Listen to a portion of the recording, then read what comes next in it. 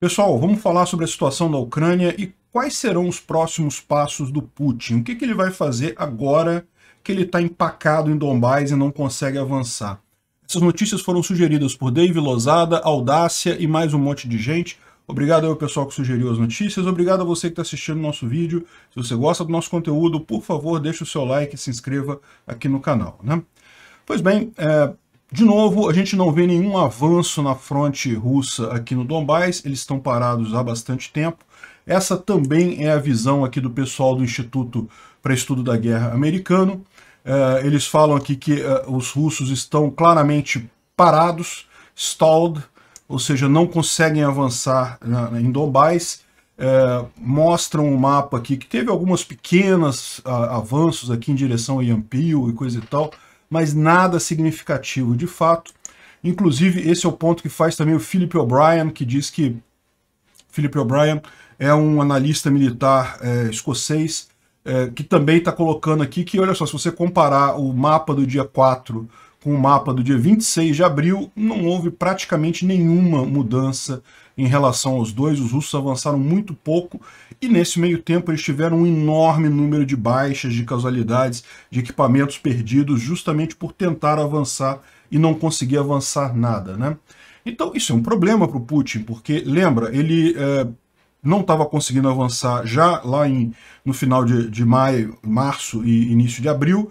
Daí o que ele fez? Ele abriu mão de toda a frente norte dele, tirou o pessoal, todo mundo de Kiev, para reforçar a região de Donbás, esperando que ia fazer uma enorme batalha, fazer uma diferença enorme. Tinha gente por aí dizendo que ia ser a batalha do século e não sei o que lá, que ia fazer uma mega batalha em Donbás e não fez nada. Eu cantei essa pedra antes, falei, olha só, não vai parir um rato.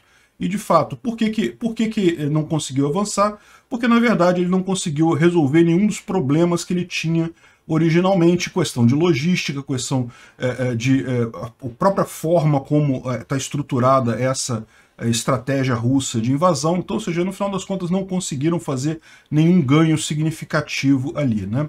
Isso era uma coisa que estava clara, né? Os batalhões do norte, o BTCs, né, que eles chamam lá, o Battalion Tactical Group, que eles tiraram do norte para botar em Donbás, não tiveram tempo de se recuperar plenamente, de se arrumar armas e pessoal, e no final das contas acabou com aquela coisa que é a regra básica, né? O atacante tem que ter 3 vezes mais do que o defensor em termos de pessoal, em termos de armas, para conseguir de fato atacar. E eles não tinham.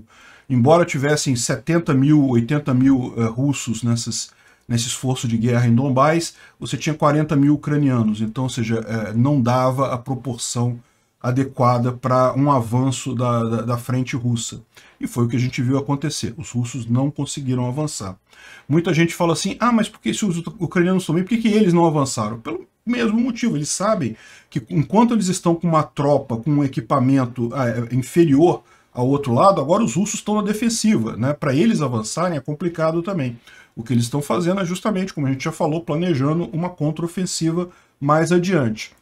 Por hora, a ideia é justamente desgastar os russos, fazer eles perderem equipamentos e pessoal, e isso eles têm conseguido.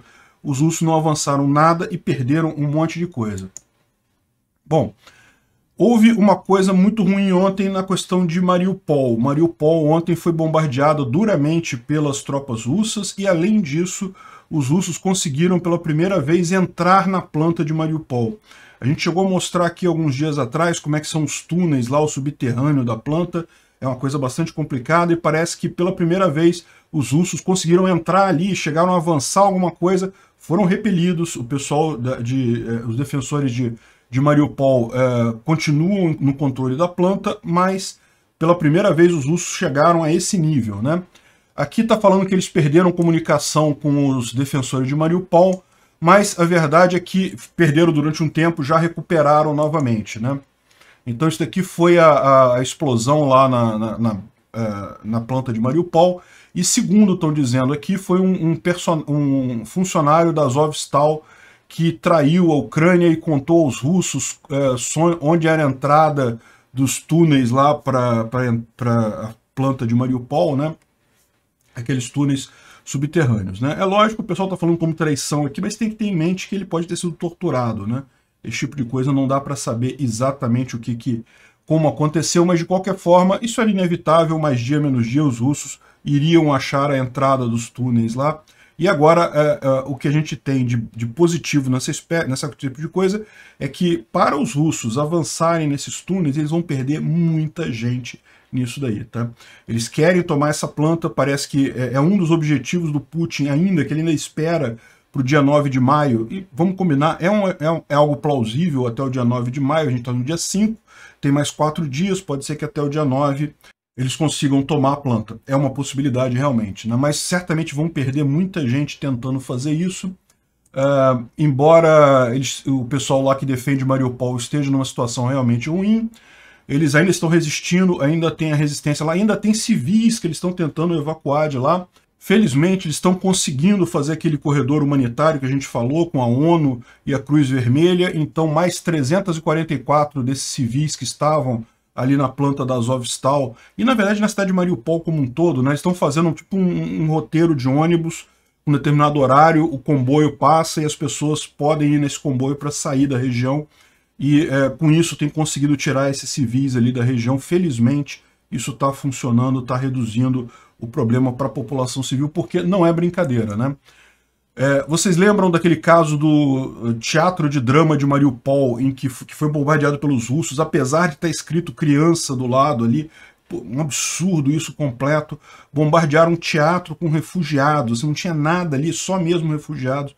Enfim, lembra que eu falei na época que as pessoas estavam no subsolo, estavam tentando tirar os civis que estavam lá, mas não se sabia quantos haviam lá e coisa e tal. Agora que passou já um tempo, que o pessoal teve oportunidade, no final das contas parece que tem mais de 600 civis que foram mortos ali naquele teatro de Mariupol. Um absurdo completo aquilo, realmente um drama terrível, algo que não dá nem para imaginar direito, né? Enfim, e olha um ponto que eu acho importante para a gente ressaltar acerca do futuro dessa guerra. Parece que o Solovyov, que é um propagandista russo principal lá, é um apresentador de televisão, comentarista de guerra lá russo, que dá o pitaco dele sobre a guerra todo dia, sempre muito pró-Rússia e coisa e tal. Parece que ele está em Mariupol. Eles vão fazer um desfile de 9 de maio em Mariupol. Parece que os russos estão limpando um trecho de rua ali, coisa e tal, e vão fazer um desfile do Dia da Vitória em Mariupol, né? Ou seja, o Solovyov está lá para transmitir, ou narrar, ou explicar, enfim, para transmitir esse evento lá para a Rússia. Isso é uma coisa que pode fazer diferença, eu vou chegar nesse ponto, eu vou fechar isso lá no final do vídeo. Enfim, muito triste a situação lá em Mariupol, ainda há defensores ucranianos resistindo, mas realmente a situação fica cada vez mais complicada, né? Bom, ontem aconteceu uma outra coisa, na verdade foram vários bombardeios. Se você olhar aqui no mapa da Ucrânia, um monte de bombardeio em Kiev, Zaporizhia, Dnipro e várias outras cidades aqui, Odessa, Mykolaiv. Esses bombardeios todos aqui tiveram uma característica em comum, foram bombardeios em cima de infraestrutura, pontes, estações elétricas, linhas de trem, esse tipo de coisa. E o que está acontecendo nesse caso? Esse aqui foi o caso da ponte no rio Dnieper, na cidade de Dnipro, né? Então uma ponte grande, uma ponte que é rodoviária e ferroviária, então ela tem 2 andares aqui, tá vendo? A parte de cima é carros e tem também trem que passa nessa ponte. Ela foi bombardeada. Ao que consta, ela não desabou completamente, mas a gente não sabe o nível de dano da ponte. Pode ser que realmente tenha problemas, que não possa mais ser usada essa ponte. E qual que é a lógica desses ataques? É evidente, os russos estão muito preocupados com a chegada de equipamentos americanos no palco da guerra. Então estão fazendo todo o possível para impedir que os ucranianos tragam os equipamentos que receberam dos americanos aqui para a fronte de batalha. Então estão atacando várias frentes, várias coisas de infraestrutura para evitar que isso chegue na frente de batalha, né? Parece que a maior parte das armas enviadas pelos americanos para os ucranianos já estão na Ucrânia, e os russos estão certamente preocupados em chegar na frente de batalha e querem evitar isso a todo custo, né? Porém, a informação do Pentágono é que esses ataques aéreos falharam e interferir com a transferência de armas para a Ucrânia. Ou seja, a Ucrânia continua recebendo esses equipamentos e continua conseguindo movimentar eles e chegar até o campo de batalha, né? Não se sabe se usando essas pontes que foram dinamitadas ou outros mecanismos quaisquer. Evidentemente, essa é uma das grandes vantagens da Ucrânia. Ela conhece o próprio terreno, ela sabe todos os caminhos que tem para se chegar em todos os lugares aqui, muito melhor do que os russos. No final das contas, não fez diferença esse grande bombardeio russo lá, né? E, bom, de outra coisa positiva no final das contas, como a gente já falou, na região de Kharkiv, houve aquela grande contraofensiva aqui que visou justamente afastar as tropas russas aqui, e isso teve como objetivo proteger Kharkiv, e de fato isso foi um sucesso. Kharkiv estava recebendo cerca de 80 bombardeios todos os dias, de tropas que estavam ali muito próximas. Agora que os ucranianos afastaram as principais tropas russas, o número caiu para 5, 10 no máximo por dia, o que é uma grande vantagem no final das contas, permite que o pessoal da cidade volte a uma quase normalidade. Não é normalidade ainda falta muito para isso, mas de qualquer forma, parece que Kharkiv já está fora das garras dos russos. Isso é uma coisa extremamente positiva. Essa contraofensiva, por pequena que seja, já trouxe um ganho real aí, né? Bom, uma outra curiosidade é os tanques T-90, que são o topo lá da força russa em termos de tanques, né? A plataforma mais avançada deles, foi recentemente criado, parece que ano passado, ou ano retrasado, e a Rússia tem pouquíssimos deles, e começaram a usar na guerra recentemente. No início da guerra não usaram os T-90, começaram a usar recentemente, mas ontem saiu essa foto aqui mostrando que, no final das contas, ela já começou a aparecer T-90 destruído. E o mais engraçado foi isso, né? O cara postou essa foto aqui, mostrando um T-90 russo destruído, e aí o pessoal reclamou: não, peraí, não é assim não, isso aqui já foi destruído há uma semana para trás. E aí botaram um outro vídeo aqui de uma coluna desses tanques T-80 e T-90. O T-80 é uma versão um pouco anterior, mas uma coluna inteira deles sendo destruídas por forças ucranianas. Ou seja, para você ver o nível de perda de equipamento que a Rússia está sofrendo nessa guerra, né? Realmente, por mais que eles não conseguiram avançar praticamente nada no teatro de operações aqui, nada na frente de batalha, e estão perdendo equipamento à vontade. É lógico, eles têm muito mais tanques do que estão usando ali, né? Tem muitos mais que eles podem usar, mas a taxa de perda desses equipamentos é muito grande. Se eles pretendem fazer alguma coisa que não seja destruir totalmente todos os tanques, eles têm que repensar essa estratégia dele. A estratégia russa, do jeito que está agora, não vai funcionar. Enfim, os T-90 não foram páreos aqui para os ucranianos, né? Bom, existe uma outra notícia que saiu aqui também, que as agências de informação americanas tornaram público que eles ajudaram a Ucrânia a matar os generais russos.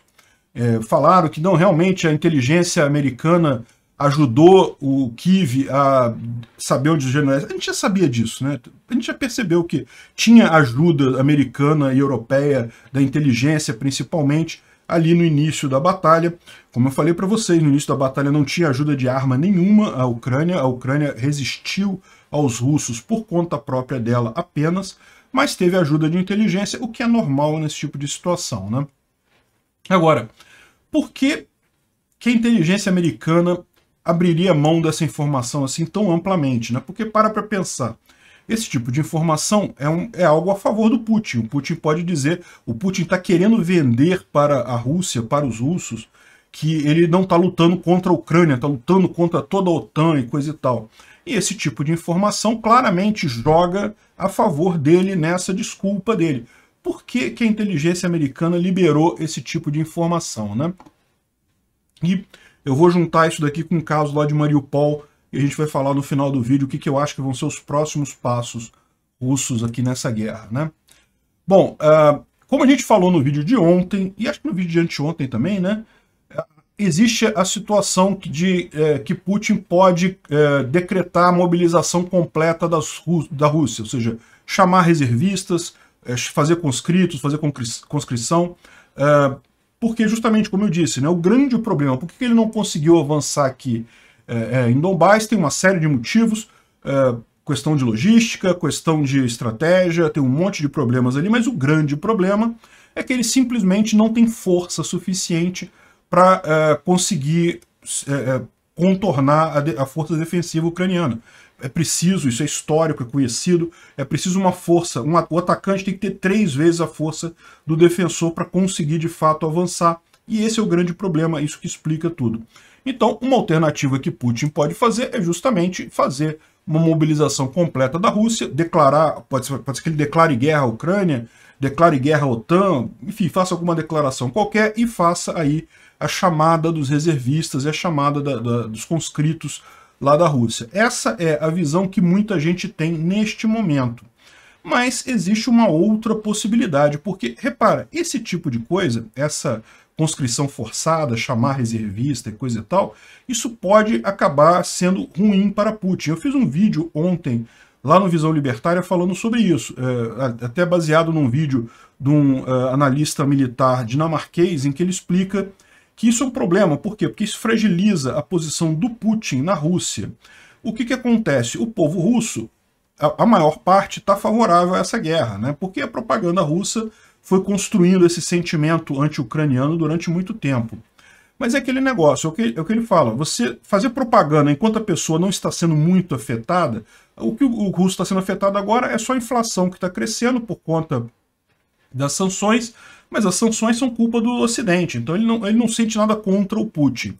Mas no momento que a pessoa começa a ser afetada diretamente pelas ações do Putin, ou seja, por exemplo, uma pessoa, um jovem que não quer perder a vida à toa numa guerra idiota, a pessoa começa a ver a coisa com outra luz. Então, no momento que o Putin decretar a mobilização, vai naturalmente surgir uma oposição muito grande dentro da Rússia, e esse é um problema para Putin, né? Veja, nas próprias Forças Armadas, muitas unidades de elite, inclusive, estão se recusando a lutar na Ucrânia. Por quê? Porque eles estão vendo que não tem como, né? Qualquer um pode olhar para você e falar, olha só, a gente tem X pessoas aqui, tem X pessoas aqui. É 3 vezes maior aqui do que aqui? Não, então a gente está perdendo tempo, a gente está sacrificando pessoas, está sacrificando equipamento e não vamos avançar nada. Ninguém quer perder a vida de graça, já estão vendo que essa batalha está perdida. Então as pessoas não querem lutar. Hoje em dia, enquanto não foi declarada a guerra, um soldado russo ele pode, em tese, pedir para não entrar na guerra. Ele não pode sair da guerra, tá? Mas ele pode pedir para não entrar na guerra. Por quê? Porque, em tese, não está em guerra, não é deserção. Então, o que está acontecendo é isso. Muitas elites estão se recusando a lutar na Ucrânia. Imagina, se as tropas de elite do exército russo estão fazendo isso, imagina os conscritos, as pessoas da população. É lógico, a propaganda russa nacionalista vai fazer com que muitos queiram se alistar, queiram ir lá, mas é aquilo que eu falo, propaganda ela vai até um ponto. Chega uma hora, quando você começa a ser impactado diretamente pela coisa, que as pessoas tendem a pensar com mais clareza, né? E aqui nessa thread do Dmitry Alperovitch, ele sumariza basicamente o mesmo que eu falei no meu vídeo de ontem lá no Visão Libertária, e o ponto que eu quero fazer aqui, unindo a questão de Mariupol, do próprio Estados Unidos está falando que está ajudando a Ucrânia mesmo, e o que o Putin pode fazer nesse 9 de maio, ou em algum momento, tá? Pode ser que ele não faça isso no 9 de maio especificamente, mas ele sabe que a Rússia não tem capacidade de levar essa guerra por muito mais tempo. Essa guerra está virando só custo, ele não está ganhando nada e está gerando problemas. Então ele tem que fazer alguma coisa. Pode não ser no 9 de maio, mas em algum momento, muito em breve, ele vai ter que fazer isso. E ele coloca aqui a seguinte questão, né? Muita gente está pensando em mobilização do Putin, mobilizar a Rússia. Isso não é uma alternativa, na verdade, porque isso daí faria pouco sentido para o Putin, isso pioraria a situação dele, né?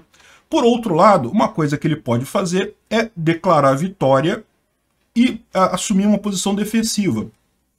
Ou seja, por isso ele quer tanto cantar Mariupol como vitória, quer buscar isso, quer fazer essa manifestação do dia da vitória em Mariupol e coisa e tal, para poder dizer que atingiu os objetivos. Olha só, ganhamos a guerra contra a Ucrânia.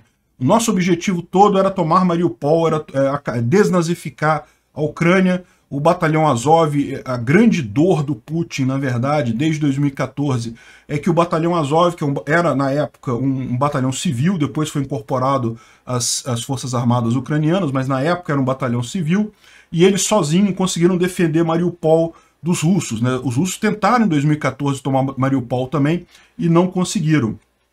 Então, essa é a grande dor do Putin, por isso que tem toda essa propaganda sobre o batalhão de Azov ser nazista e coisa e tal. Não tem nada de nazismo ali. Ah, pode ter um membro ou outro que seja nazista? Pode. Na prática, não quer dizer que todo seja nazista. Isso é claramente propaganda.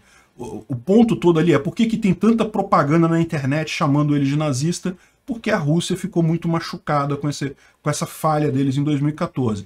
Então eles podem assumir que, olha só, conseguimos tomar Mariupol, faz um dia da vitória e beleza, ganhamos a guerra e acabou. Aí você pode falar, caramba, mas isso vai ficar claro para todo mundo que foi uma derrota para a Rússia, né? Porque, no final das contas, eles não conseguiram tomar nada aqui em Donbás, não conseguiram tomar nada em lugar nenhum.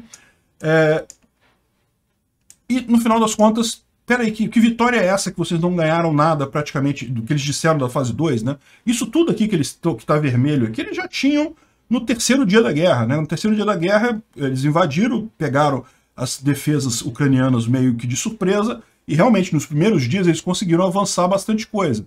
Mas de então não conseguiram fazer mais nada, não conseguiram avançar mais nada. Que espécie de vitória é essa, né? E daí o que ele vai tentar fazer é isso aí mesmo. Não necessariamente ele vai declarar o fim da guerra. É o que diz aqui o Dmitry Alperovitch, ou seja, ele fala que o Putin pode dizer que desmilitarizou a Ucrânia, destruindo um monte de material e equipamento industrial e coisa e tal, denazificou Mariupol com o batalhão Azov e protegeu as pessoas, os russos em Donbás e na Crimeia, aumentando o território e criando um corredor de terra e coisa e tal. E daí ele pode diminuir essa mobilização, na verdade, pode passar agora a colocar a coisa como defensiva, falar, não, vamos agora defender os territórios que a gente conquistou. E aí, isso realmente é alguma coisa preocupante. Por quê? Porque, como eu falei para vocês, a Ucrânia tem bastante pessoal aqui para segurar a ofensiva russa. Não necessariamente, nesse momento, para reconquistar território.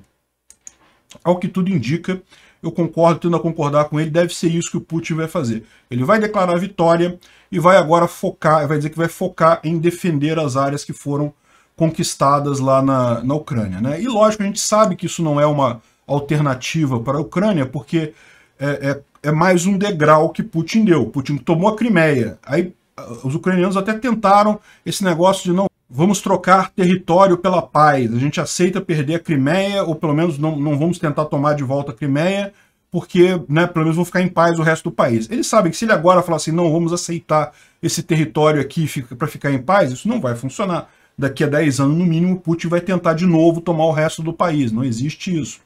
Então, não tem jeito. O que vai acontecer agora vai ser a contraofensiva ucraniana. Vamos ver como é que isso vai se tocar, né? Só para deixar claro para vocês, o Lula falou uma besteira enorme, parece que ele está do lado do Putin também, mas eu vou falar sobre isso num outro vídeo aqui no canal mais adiante.